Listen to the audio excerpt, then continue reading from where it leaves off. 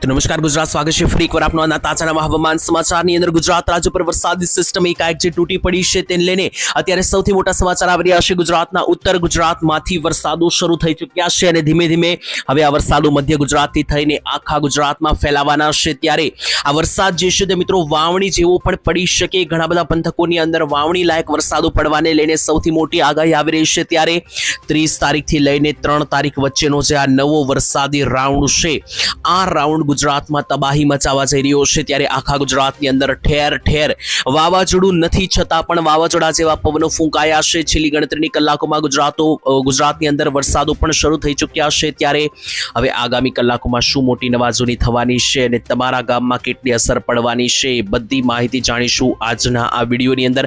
સાથે સિસ્ટમ કઈ તારીખે દૂર જતી જોવા મળી રહી છે અને ચોમાસાને લઈને પણ આવી રહ્યા છે સૌથી મોટા સમાચાર. તો આ બધી માહિતી આપીએ એ પહેલા જો તમે અમારી આ ચેનલ ઓનલી વેધરને સબસ્ક્રાઇબ નથી કરી તો મિત્રો આ ચેનલને સબસ્ક્રાઇબ કરી લેજો, જેથી કરીને દરરોજના ઉપયોગી આ રીતના હવામાન સમાચાર જે છે તે તમારા સુધી પહોંચતા રહે.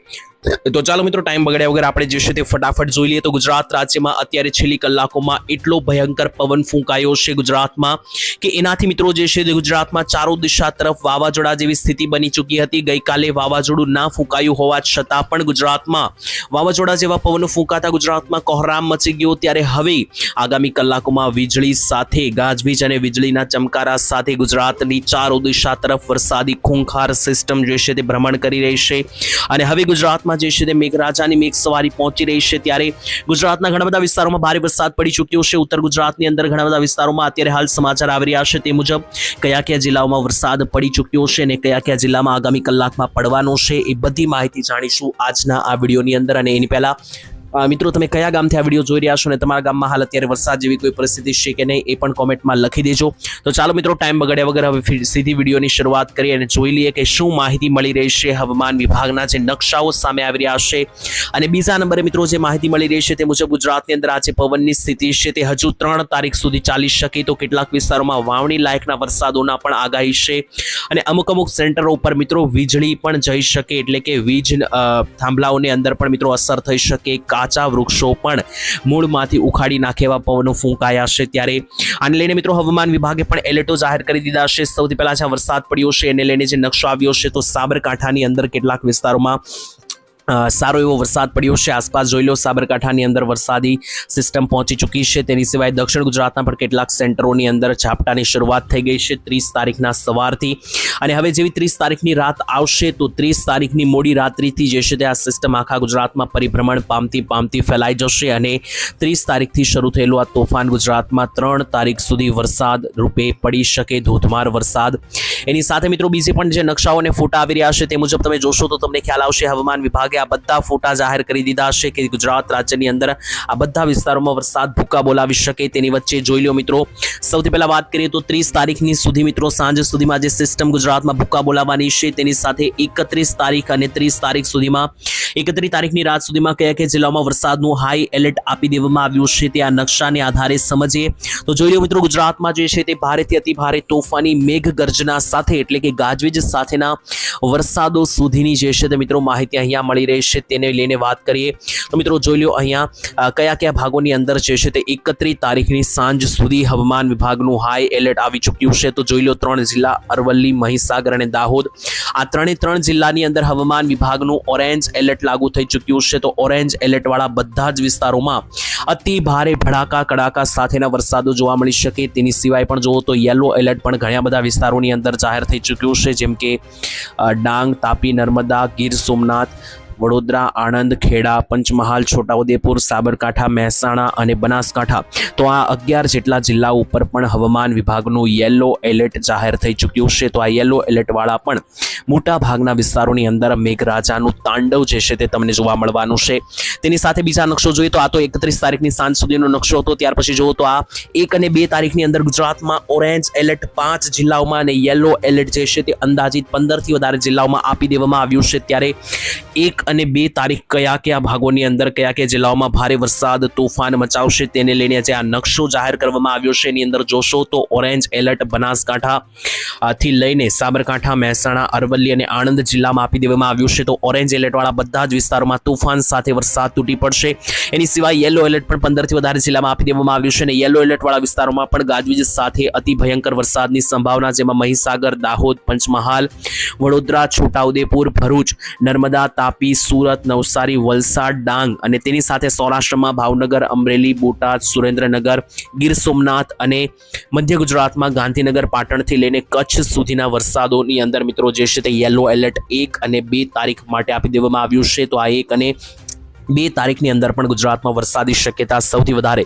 તેની સાથે જોઈ લો મિત્રો આ નકશો જે છે તે 3 અને 4 તારીખ માટેનો છે. તો 3 અને 4 તારીખ સુધી આ સિસ્ટમ જોવા મળવાની છે, એટલે કે આજે વરસાદી સિસ્ટમની મિત્રો શરૂઆત 30 તારીખથી થઈ છે. 30 તારીખ પૂરતી મોફૂક નથી રહેવાની. 4 તારીખ સુધીનો વરસાદી રાઉન્ડ છે, એટલે 6 દિવસ સુધી ગુજરાતમાં આ ગાજવીજ સાથેના જે વરસાદ પડવાની શક્યતા છે એને કારણે જ ગુજરાતમાં ઘણા બધા વિસ્તારોમાં વાવણી જેવા વરસાદ પડવાની પણ આગાહી વ્યક્ત કરવામાં આવી છે. તેની અંદર જોશો તો 3 અને 4 તારીખે ગુજરાતના કયા જિલ્લામાં કેટલો વરસાદ પડશે એનો આ નકશો છે. તેની અંદર જોઈ લઈએ તો 3 અને 4 તારીખે 5 જિલ્લાને છોડી દઈએ, મોરબી, જામનગર, દ્વારકા, પોરબંદર અને જુનાગઢ. તો આ 5 જિલ્લાને બાદ કરતા બીજા બધા જ વિસ્તારોની અંદર ઓરેન્જ યેલો એલર્ટ આપી દેવામાં આવ્યું છે. તો યેલો એલર્ટ વાળા બધા વિસ્તારોની અંદર ગાજવીજ સાથે વરસાદ ભૂકા બોલાવી શકે. કયા ભાગમાં યેલો એલર્ટ છે તો જોઈ લો ઉત્તર ગુજરાતની અંદર બનાસકાંઠા, પાટણ, સાબરકાંઠા, મહેસાણા, અરવલ્લી, કચ્છ અને સાથે મધ્ય ગુજરાતમાં અમદાવાદ, ગાંધીનગર, મહીસાગર, ખેડા, પંચમહાલ, દાહોદ, આણંદ, વડોદરા અને દક્ષિણ ગુજરાતમાં છોટાઉદેપુર, નર્મદા, ભરૂચ, સુરત, નવસારી, વલસાડ, ડાંગ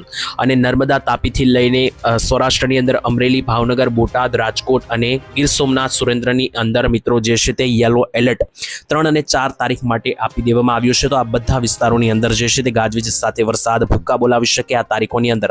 તો આ બધા એલર્ટો મિત્રો હવામાન વિભાગ તરફથી સામેથી આપી દેવામાં આવ્યા છે. બધા નકશાઓ વિશે મેં તમને વાત કરી. તેની સાથે અહીંયા ECMFW વેધર મોડલ અનુસાર એક પવનનો નકશો પણ જાહેર કરવામાં આવ્યો છે અને ગુજરાતમાં જોઈ લો અહીંયા 55 થી 60 કિલોમીટર પ્રતિ કલાકનો પવન અહીંયા ગુજરાત ઉપર અહીંયા દેખાવામાં આવી રહ્યો છે. આ ચોરસ બોક્સની અંદર ગુજરાત આવેલું છે અને અહીંયા હાલ ગુજરાતના દરિયાકાંઠેથી પાકિસ્તાન લાગુના વિસ્તારોથી આ રીતના પવનો નીકળવાના છે ગુજરાત ઉપર, જેથી કરીને ગુજરાતની અંદર 60 થી લઈને 55 કિલોમીટર પ્રતિ કલાકના પવનો નીકળ્યા છે, જેથી ઘણા બધા વિસ્તારોમાં વાવાઝોડા જેવા આંધી તોફાન સાથેના વરસાદો જોવા મળ્યા. જેથી મેં તમને જણાવ્યું કે વાવાઝોડું ના હોવા છતાં પણ ઘણા બધા વિસ્તારોમાં છેલ્લી કેટલીક રાત્રિથી વાવાઝોડાના પવનો ફૂંકાયા છે. અને હવે ત્યાર પછી જુઓ તો મિત્રો આ એક ગરમીનો પણ એક નકશો સામે આવ્યો છે કે આખો દિવસ 29 તારીખથી 30 તારીખ વચ્ચે કેટલું તાપમાન જોવા મળ્યું. તો મિત્રો તાપમાન તો હજુ પણ વધી રહ્યું છે, જેમ કે અમદાવાદ લાગુના મધ્ય ગુજરાતના વિસ્તારોમાં 43 ડિગ્રી તાપમાન રહ્યું છે. દક્ષિણ ગુજરાતમાં ઘટીને 36 ડિગ્રી થઈ ચૂક્યું છે.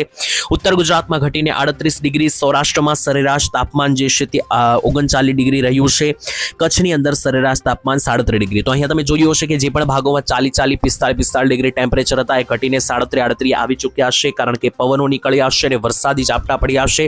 અને હજુ ધીમે ધીમે જેમ મિત્રો 3-4 તારીખ નજીક આવશે, કારણ કે આગાહી 3 થી 4 તારીખ માટેની છે. તો જેવી આ તારીખો નજીક આવતી જશે તેમ મિત્રો જે છે તે ગુજરાતમાં હજુ પણ આ વરસાદી સિસ્ટમ વધારે ગાઢ બનીને આખા ગુજરાત ઉપર જે છે તે કડાકા ભડાકા સાથે તૂટી પડે તેવી સંભાવના અહીંયા સામે આવી રહી છે. તો ગુજરાતમાં જે છે તે મિત્રો આ સિસ્ટમો હવામાન વિભાગે જે તારીખો આપી, એલર્ટ આપી તો મેં તમને જણાવી દીધું, પરંતુ આ સિસ્ટમને કારણે હજુ પણ ઘણા બધા સેન્ટરોની અંદર ભેજ બની રહ્યો છે અને ભેજને કારણે ગુજરાતના હજુ પણ ઘણા વિસ્તારોની અંદર વરસાદ કયા જિલ્લામાં આવી શકે. તો એ કોઈ ગામના નામ સાથે હું તમને આગાહી આપું. 30 તારીખથી લઈને 31 તારીખની સાંજ સુધી મિત્રો જોઈ લઈએ તો 30 તારીખે બપોર પછીથી લઈને 31 તારીખની સાંજ સુધીમાં જે વરસાદની સંભાવના છે તેમાં ભેજને આધારે જોઈએ તો દક્ષિણ ગુજરાતમાં 80% ભેજ બની રહ્યો છે, જેથી દક્ષિણી ગુજરાતના પટ્ટાઓની અંદર પણ સારા એવા વરસાદની પ્રબળ સંભાવનાઓ અહીંયા વ્યક્ત કરવામાં આવી રહી છે. જેમાં ભેજને આધારે જોઈએ તો નીચે સુરત, નવસારી, વલસાડ, ડાંગ લાગુના વિસ્તારોથી લઈને ભરૂચ, નર્મદા, તાપી આ બધા વિસ્તારોમાં સારા એવા મધ્યમ ઝાપટા પડશે. મધ્ય ગુજરાતમાં વધારે આ સિસ્ટમ સક્રિય બની ગઈ છે, જેથી દાહોદ, મહીસાગર, પંચમહાલ આ જે સેન્ટરો છે અહીંયા મિત્રો અતિ ભારે વરસાદ પડવાની સંભાવના, અને એ પણ ગાજવીજ અને વીજળીના ચમકારા સાથે. તેની સાથે અમદાવાદ, ગાંધીનગર, ગોધરા, નડિયાદ, આણંદ ઉપર જોઈએ તો કપડવંજ આ બધા સેન્ટરોમાં મધ્યમ હળવા ઝાપટા પડી શકે. ઉત્તર ગુજરાતની વાત કરીએ તો ઉત્તર ગુજરાતની અંદર પણ મિત્રો હાલ અત્યારે યેલો એલર્ટ સિગ્નલ આપી દેવામાં આવ્યું છે, જેમાં બનાસકાંઠાથી લઈને સાબરકાંઠા, અંબાજી, ડીસા, પાલનપુરથી લઈને પ્રાંતિજ, બાયડના વિસ્તારો અને ઉપર વાવથરાથી લઈને મહેસાણા પાટણ સુધી અને મોઢેરા સુધી પણ શક્યતા બની શકે વરસાદની. કચ્છની વાત કરીએ તો કચ્છ મિત્રો સિસ્ટમથી ઘણું બધું દૂર છે, જેથી અહીંયા ભેજ તો બની રહ્યો છે, પરંતુ હજુ કોઈ વરસાદનું સિગ્નલ નથી. છતાં પણ આગામી કલાકોમાં હાલ અહીંયા ઝાપટા સ્વરૂપે વરસાદ જોવા મળી શકે. સૌરાષ્ટ્રની વાત કરીએ તો સૌરાષ્ટ્રની અંદર ભાવનગર, અમરેલી, બોટાદ અને ગીર સોમનાથ સુધી મિત્રો જે છે ત્યાં સિસ્ટમ અત્યારે હાલ એન્ટ્રી લેતી જોવા મળી રહી છે. અને આવતીકાલની અંદર એટલે કે 31 તારીખ પછી જે છે તે પોરબંદરથી લઈને જુનાગઢ, રાજકોટ, મોરબી, જામનગર અને દ્વારકા સુધી આ સિસ્ટમ પહોંચી શકે. તો આ માહિતી આપણે મેળવી લીધી તમામ વરસાદ વિશેની. હવે છેલ્લે એક વાવાઝોડાને લઈને એક નવી અપડેટ આવી રહી છે, જોઈ લઈએ તો વાવાઝોડાને પછી મિત્રો જે છે તે ચોમાસું હવે શરૂ થવાનું છે ગુજરાતમાં. તો આ વર્ષના ચોમાસાને લઈને હવામાન વિભાગે હવે સામેથી જે નકશો બહાર પાડ્યો છે તે મુજબ ચોમાસું આ વર્ષનું ખૂબ નબળું રહેવાની પ્રબળ શક્યતાઓ હવામાન વિભાગે અહીંયા સૂચવી દીધી છે. એનો મતલબ શું થાય છે તો જોઈ લો. હવામાન વિભાગે જે માહિતી આપી છે તે અનુસાર ગુજરાતમાં ચોમાસું હવામાન વિભાગના જણાવ્યા અનુસાર મોટાભાગના વિસ્તારોમાં સામાન્યથી પણ ઓછો વરસાદ અને ગુજરાતમાં તો 90 થી લઈને 92% સુધીનું ચોમાસું જોવા મળી રહ્યું હતું. અને માત્ર ગુજરાતની વાત નથી, જોઈ લો તો આખા ભારતની અંદર સામાન્યથી નબળું અથવા સામાન્ય ચોમાસું જોવા મળી રહ્યું છે. માત્ર કચ્છ અને કાશ્મીર અને બંગાળની ખાડી નજીકના જે રાજ્યો છે તેને છોડી દઈએ તો બાકીના આખા ભારતની અંદર ચોમાસું આ વર્ષનું અતિ નબળું જોવા મળી રહ્યું છે. હવામાન વિભાગે પણ આ સિગ્નલો આપી દીધા છે. તો એના વિશે આવનારા વિડીયોમાં વિસ્તારથી માહિતી મેળવીશું. આ વિડીયો પસંદ આવે તો વિડીયોને લાઇક, શેર અને સબસ્ક્રાઇબ કરી દેજો. સાથે તમારા ગામનું નામ કયું છે અને તમારા ગામમાં કોઈ વરસાદી સિસ્ટમ અત્યારે હાલ બનેલી છે કે નહીં, વરસાદ જેવી કોઈ વાતાવરણ છે કે નહીં, એ પણ કોમેન્ટમાં લખી દેજો. બાકી આ વિડીયોમાં આપણે જે કંઈ પણ માહિતી મેળવી આપણા મનોરંજન માટે અને જાણકારી માટે મેળવી છે મારા અનુભવને આધારે. બાકી વરસાદની આગાહી જે છે તે મિત્રો ફરી પણ શકે કોઈ પણ સમયની આસપાસ, તો એના વિશે આવનારા વિડીયોમાં વાત કરીશું. બાકી હવામાન વિભાગની માહિતી જ પાકા પાયે માન્ય ગણવામાં આવશે. આ માહિતી માત્ર મેં અમારા અનુભવને આધારે જણાવી છે, એ વાતનું ખાસ ધ્યાન રાખવું. કાલે ફરી મળીશું, ત્યાં સુધી રજા આપશો. ધન્યવાદ. જય માતાજી, જય દ્વારકાધીશ.